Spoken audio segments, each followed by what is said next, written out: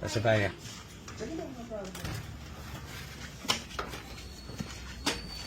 Alis na ako ah. Ba, naka-disguise nga ako eh. Si Mark ba may iwan? Ah. So, ano tayo, punta na tayo dun sa pupuntahan. At medyo busy si Kuya Edwin, si El Libido. Ayan, nakita nyo naman kung paano niyang ginagalaw ang mga linya ng kuryente. Di ba Kuya Edwin? Parang sanay na sanay siya ng gumalaw ng mga kuryente. No Kuya Edwin? Head unit yan ano? Okay, sige. So tara, punta na tayo dun sa pupuntahan. May bibilin tayong Ford Fiesta. So, tara na uy! Jun, yan na. Saan tayo? Sa labas.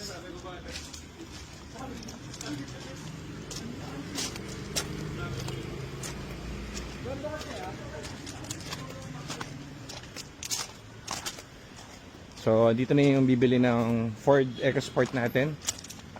Nag-test drive na sila dyan. Malayo pa ang kanilang pupuntahan. Quezon pa sila, from Quezon. Maraming salamat sa inyo. Mabuhay kayo lahat ng tiga Quezon. Sa sarap na suman dyan. So, itong gagamitin natin. Kasi ito yung kaninang nandun.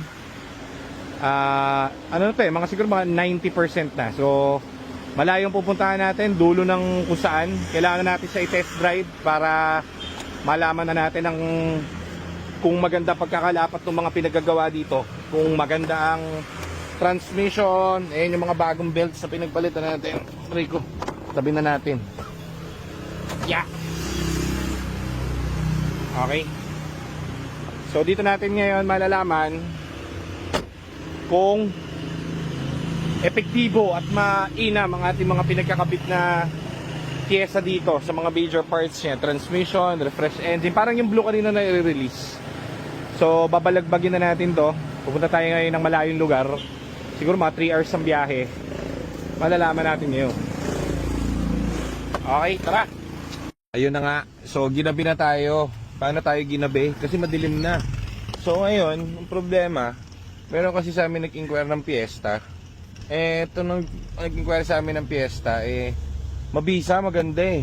Mabisa, di ba, amigo? Mahal lang, pero mabisa. So, kailangan namin ng silver na Fiesta. Obligado kami. Kasi alam nyo naman, marami tayong order. Thank you, Lord. Maraming salamat po. At mahal kayo ni Papa God.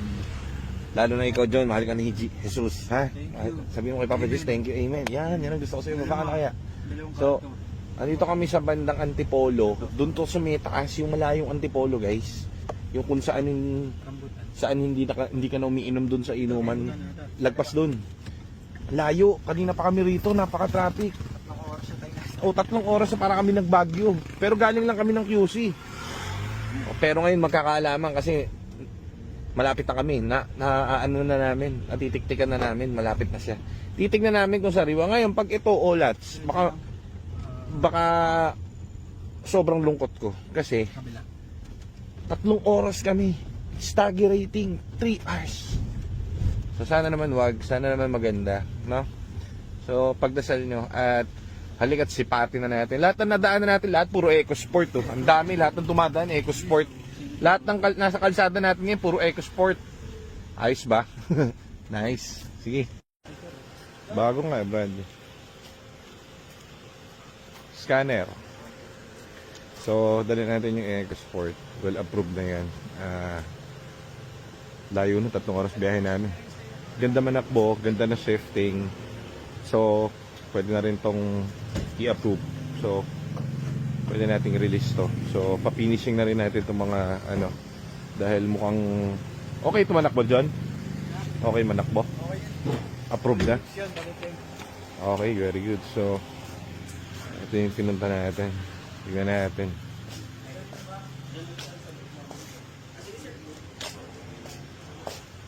So sinisipat natin maigi. Meron mo susi kayo nito?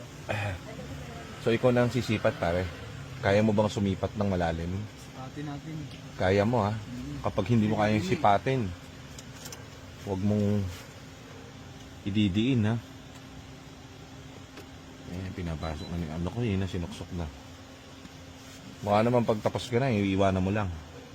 Hindi Yun, mukhang maalam talaga tong bata ko Tumatakbo talaga ng unit to, ano? Mukhang talagang veterano ka. Veterano uno ka ba ng ano? Ng pagbili ng piyesta? Sipati natin. Sipati mo. Oo. Yan sinisipat na ni Aljon. Talagang professional to, veterano. Ito ang problema. Huli. And so, problema dyan. Ayun, park light mo. Okay. So, walang ABS yan. Kita nyo walang ilaw. Pero nakailaw dito ABS. So, naka-remap. Yung tinatawag na ng remap. Hindi kami nagagana. Not compatible nga. Ano ito? Nakadaya ang kanyang ABS module. Meow. Akala ko na issue. Sayang. Bubalob mo. Ano? So, mahirap yan guys, yung ano, ganyan siguro nabili lang din ng may-ari ito dun sa Kaya rin yung module, may mga markings na. Pinatay na lang. Kaya siya not compatible. Pinalitan na to tapos siguro. May jerking to. Sureball, 1001% positive, hydrogen gas. Start ko? Sige. Enough Wala Ayan Hinig Ganda sana. Kailan niya nabili? So, bibili muna kami ni Aljon, mag-uusap muna si Nico. Ang problema kasi, top price binibenta sa atin ni Sir, no? Ibig sabihin ng top price, kung magkano yung pinaka-max na presyo na bibenta ang Ford Fiesta na ganyan. Kasi nga, ang nilagay niya doon, no issue. Ngayon, isang scenario is, wala naman siyang alam dyan dahil nabili niya lang yan last year. Yan ang sabi niya. So, ngayon, ang problema doon kahit naman hindi siya yung nagpa-remap noon o kahit na nabili niya ng remap yon, sigurado ako magjo-jerk lang yun na magjo-jerk dahil sira ang kanyang ABS, di ba John? Yes, sir. Kaya tayo, never, may naalala ka ng unit natin, dinaya natin yung ABS pare. Kahit minsan ano. Yan ang Buhay pa nga natin. yung ABS, yes. So, bili muna tayo. Ano gusto mo? Problema pa natin yan, pag nabili, alam mo kung ano. Paano natin papabuo yung ilaw? Mas mahirap pa yun Mas mahirap ko pang problema yan Ang ganyo talaga Na gauge. module. Ay, hindi naman tayo gumagawa ng ganyan. Kaya nga, yung problema nga dyan, sureball naman yan, papalitan natin ABS yan. O operahan shape part yan, planning yan. Bibentang ganyan. Oo, yung problema dyan, isang OLEDs dyan, paano yung ilaw? Wala pa rin tayo na, yung mga nagpatay na ilaw, di pa rin alam paano buhayin Pero alam natin gawin yung buong module. Ay, buhay.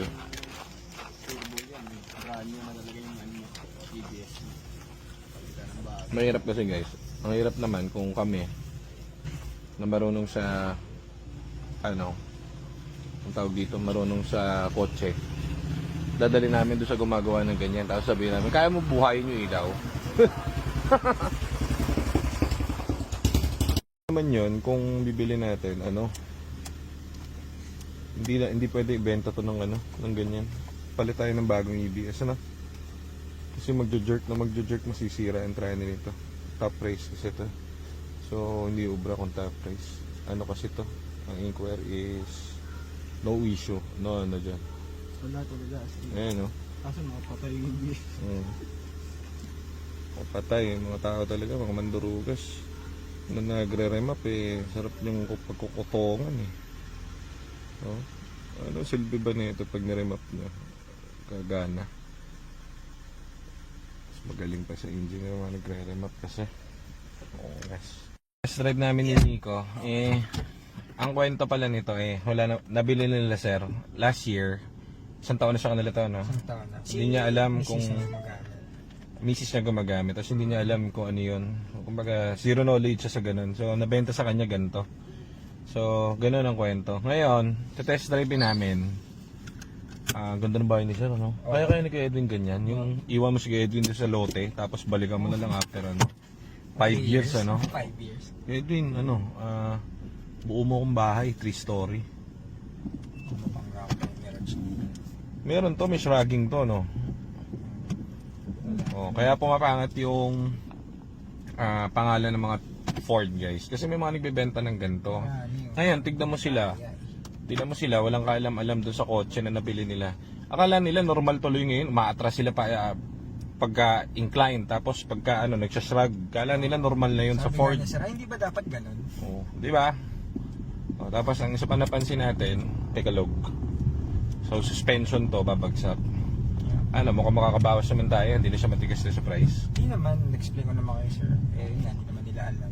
So, Pero kung no issue to, nila ma-dispose kasi sikat ng harap nila, wala doon silang parking. no issue to, pasok to eh. Pasok to sa pricing niya. Ang price kasi ni Sir guys, sabihin ko na sa inyo, parang 230. Top price kasi 2016. Ngayon, modelo. Yun ang bentahan ngayon sa labas. Nilalabanan namin kahit mataas. Yun ang bentahan sa marketplace eh. Kaso kasi, ang expected namin, no issue talaga. Kasi ganda eh. Which is talaga naman maganda. Yun nga lang, sablay yung ABS. Imagine niyo guys, magkano lang benta namin dito sa gantong kotse pag nabili namin. Ang gagawin pa namin dito, transmission. ABS pa. Suspension, scratches, cooling system, PMS, belts, and everything. Ayan, may kalug, no? May kalug. So, anyhow, hindi naman sayang ating biyahe dahil mukhang mabibili natin, Naaamoy ko na, mabibili natin, matrabaho lang siya. Pero syempre, sabi ko nga sa inyo, pag sa shop galing yan, may step by step yan kung paano natin titiradahin. Ano pang nakikita mong problema natin dito kapag ka nagawa na natin? Mahinig. Hindi, yung yung ginawa doon. Ito. Yung ilaw. Ilaw. Paano kaya yan, Pati yung hill start yan, mga nakapatay. Magagawa Sigurado namin. ito nakasabay. Magagawa namin guys yung ABS. Papalitan namin ng brand new. Problema namin yung ilaw. Hindi naman kami nandarayan yan eh. Diba? Sarap kokotong ko yung mga gumagawa niyan eh. Remap kasi yan, hindi lang siya basta patay. Pero wisyo to the max eh. Alam naman guys na GTA cars pumunta ron sa gumagawa ng ganyan. Tapos sabihin namin, boss, pwede mo bang buhayin yung ilaw? Baka kumamot, diba? Baka magkamot sa ulo yun. Yung iba dinadaya yung ilaw kami. Buhayin mo yung ilaw. Kasi gawa na yung module. Parang ganun ang logic eh. Nakakahiya. Mga electronics natin, hindi rin kaya yung pag-remap eh, no? Actually, nag-remap eh. Ewan ko kung kaya rin nila ibalik doon sa stock eh.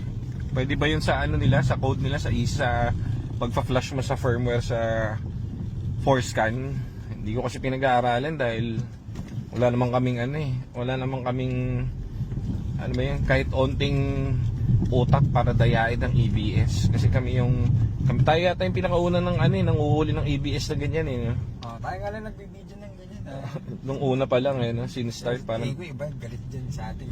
2 years ago. Shoutout sa mga galit sa amin ha. Papatay ng ilaw. Okay lang naman yun, pero tandaan nyo guys, hindi totoo yung sinasabi nila na na magagamit mo naman. In the long run, magkakaproblema ka dyan, syempre. Pinaganda pa yung term.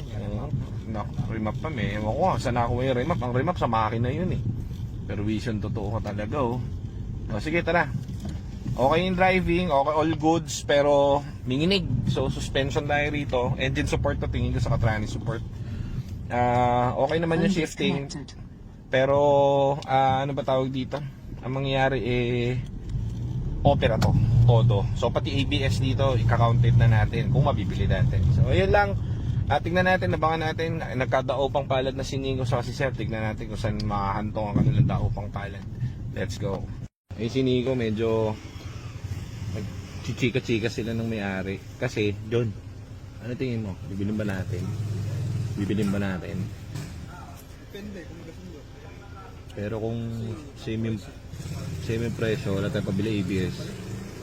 Next na lang, Tigas kasi si Sir dun sa presyo. Tingnan natin kung makabawas tayo. Medyo kasi yan guys eh. Kumbaga, patulad ABS problem siya. Hindi kasi pwede na ganun, ibebenta namin siya ng as is eh. Malabo yun. Kailangan dyan talagang lahat naka-green, no? Pare koy. Kailangan kampante ka. Ano makuha natin? Para design yung biyahe, no? Layo eh, no? No? Grabe biyahe, 3 oras, Jun. Sana buti kung nagano na lang tayo. Mabilis lang. Jun, random question. Kung kunwari wala kang misis ngayon, tapos ano ba yung ano, kasali siya masama sa construction, di ba? Eh, wala pa yung miss mo, hindi pa kayo. Random question lang. Tingin mo, ano, magkakagusto ko sa mga nakasama mo dati? Saan? Sa construction? Oo. Hindi ah. Bakit? Babae pa rin mo gusto mo. Hindi, ano lang, kumbaga, mabait sa yung Kaibigan lang mo gusto mo siya bilang kaibigan. kaibigan lang. Hanggang doon lang siguro. Hanggang dun lang. Hindi, nag-inom kayo eh. Oh. Iinom, hindi. Batas mag-inom, hindi kanya-kanya na kami. Kaibigan na kami. Hindi pwedeng ano, siyempre pag kagano, nagkainitan. Hindi pwede, bading na yung ganun eh. Ganun. Bakla na yung ganun. Paul na yun. Eh kung ano, kung last one, kung nag-rugby kayo. After nyo, di sumweldo kayo doon sa construction. Nag-rugby kayo. High kayo nung ano, nung lalaki, nung tropa. Anong pwede? Pwede kaya yun? Malabo, negative. Negative pa rin. Tangin yun. Hindi, ano, tinatanong ko lang kasi para sigurado tayo. 'Di ba? Oh, para sigurado tayo. Mabuti pala may asawa ka na ngayon. Ano? Oo naman. Ayan na maganda. Congrats pare ha. Balik. Yung ano natin, ng oras na nakabuhay to, 5 oras. Ang ganda ng temp eh. Ha. 90 lang max. Kanina, 3 hours sa biyahe, sobrang traffic. Eto, sold na rin to. Kailan kukuhanin niyo? Pagkatapos sa mga next week siguro, final check-in para mga gulo. Okay. Yung deal natin, thank you very much kay sir. Napaka very good. Ako na. Ayan sila sir, thank you very much. Yan eh. Oh. So pretty. Bye-bye. Sir, thank you sir. Salamat. Alright. So una na tayo. John, doon ka na John. Sunod ka sa amin. So, binigyan naman kami ng leeway ni sir para naintindihan naman niya yung ano, yung scenario ng EBS. Kaso, yun yung sinasabi ko. Kaya nasisira yung mga kotse ng Ford, yung brand ng Ford kasi hinayaan ng mga nagbebentang ganyan eh. Eh, since day one kasi hindi kami ganyan magbenta. Ang benta namin is talagang all green. Hindi kami nandarahin ng ganyan guys. So, hindi nila na-enjoy yung kotse. Paano may enjoy yung kotse, kulang-kulang. Oh, di nararamdaman niya nga gumagano, nagjo-jerk yung kotse, di ba? Hay. So, yun lang, tayo ay babalik na sa home base. Let's go. Ano yung tumayin? May tuloy na daw pala niyan. Mhm. Kaya sabi ni sir, hindi niya binigay kasi yung mga typical daw na kapag sa Nababarat? Wala nga daw scanner eh. Oo. Baba daw nung offer. Hindi man lang daw chinek, hindi daw tinest drive. Talagang offer daw agad pero mababa. Eh sabi niya, nainis ako, pinaalis ko na lang sabi niya. Kaya yun, Hindi, pero kung top price kasi bibili natin yan eh. sabi ko naman eh, actually sir, kung wala namang EBS, maganda kasi yung unit tsaka modelo. So sa amin naman, wala namang kaso pag ganyan. Basta maayos yung unit, kaso nga, nakita naman yung EBS. Na pinpoint niya na yung ano, Alam din problem. niya. Kaya sabi nga niya, kaya pala pag daw yung mga ganito, yung mga tablet, kaya pala daw minsan maatras. Akala daw niya normal. Yun nga, hindi normal yun. Yun yung magiging problem namin. So, nasisira tuloy yung, di ba guys, yung... Kasi ganun eh. So, kita mo, binili niya tuloy Mitsubishi. Mitsubishi Mirage tuloy yung binili. Sa misis naman niyang gumagamit actually. So, okay si sir. Very good si sir. Legit, lehitimo at mabango si sir. So, ayan, balik na tayo sa base. Maraming salamat sir. So, salamat po sa inyo. Napakabait ni sir. Salamat sa pag... tawag dito. Cater pa sa amin ng gantong oras kahit ginabi na kami. Thank you at maraming salamat papatid sa kanyang sweetie pie na baby. Thank you guys. Salamat.